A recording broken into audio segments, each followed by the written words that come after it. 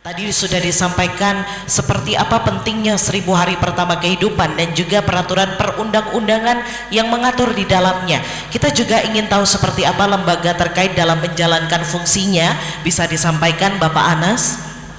Alhamdulillah, sesuai dengan tingkat kecerdasan masyarakat yang terus semakin baik, tingkat pendidikan juga semakin tinggi, semakin banyak pihak yang ikut terlibat dan peduli terhadap upaya menekan angka stunting ini.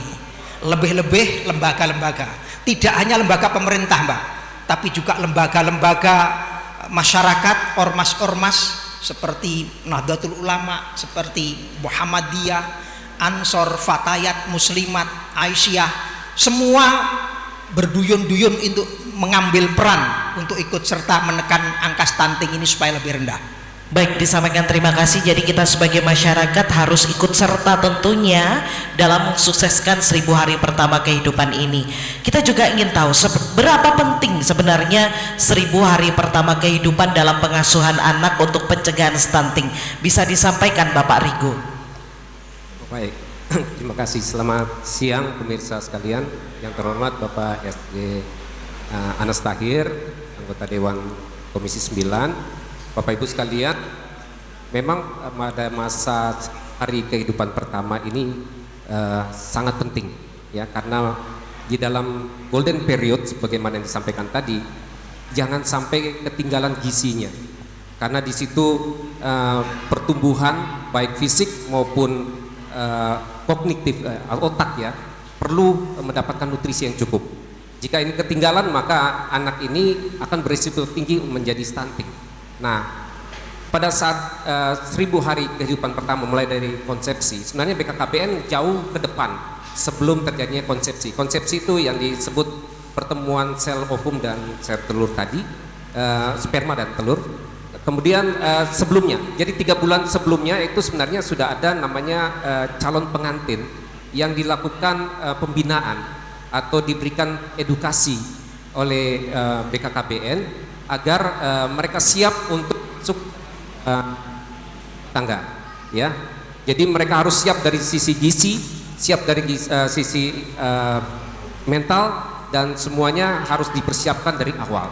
Nah, jika itu semua siap, ketika mereka menikah dan terjadi konsepsi atau pertemuan sel telur dan sel sperma tadi, mulai dari situlah sebenarnya gizinya sudah harus dijaga sampai masa kelahiran dan diteruskan ketika sudah lahir. Baik, dengan pentingnya 1000 hari pertama kehidupan ini, adakah kebijakan maupun program yang dicanangkan oleh BKKBN Provinsi Jawa Timur, Bapak? Ya, kebijakannya adalah dari sisi kelembagaan kita siapkan terlebih dahulu. Jadi sebenarnya apa yang oleh Pak Anas sebagai anggota Dewan, terbitnya Perpres 72 tahun 2021, maka turun dalam sebuah rancangan aksi nasional atau yang disebut dengan Ranpasti. Kemudian dari situ kita membuat kelembagaannya dari TPS, mulai dari tingkat provinsi, kabupaten, kota, kecamatan sampai tingkat desa. Itu semua harus dipersiapkan dulu agar gerak kita bisa secara bersama-sama. Nah, itulah strategi yang kita lakukan agar supaya di lapangan nantinya semua kejadian-kejadian yang mengarah kepada tingkat tingginya resiko stunting itu bisa segera ditangani. Mungkin itu yang baik, kita ingin tahu seperti apa kondisi yang ada di situ Bondo. Apakah OPD terkait juga memiliki kebijakan? Bisa disampaikan Bapak Muhammad Imam Darmaji. Terima kasih.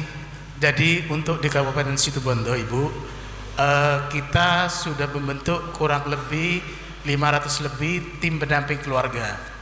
Jadi tim pendamping keluarga yang ada di desa-desa ini, mereka mempunyai kewajiban yang pertama mendampingi calon pengantin, minimal pendampingannya 3 kali. Yang kedua mendampingi ibu hamil, ini minimal pendampingannya 4-6 kali selama beliau hamil. Dengan tujuan apa? Tadi karena 1000 hari kehidupan pertama ini memang sangat penting, dan ibu-ibu yang hamil ini wajib periksa ke bidan atau fasilitas kesehatan yang ada yang didampingi oleh TPK. Berikutnya, ibu pasca kelahiran atau ibu nifas. Ini juga didampingi agar setelah melahirkan mereka ber-KB, mengatur jarak kelahiran berikutnya. Kemudian TPK ini juga wajib mendampingi anak usia 2 tahun, karena di usia 2 tahun ini adalah masa pertumbuhan terbaik bagi anak ataupun orang. Dan apakah ada kendala yang terjadi di lapangan bisa disampaikan usai jeda pariwara berikut? Tetaplah bersama kami.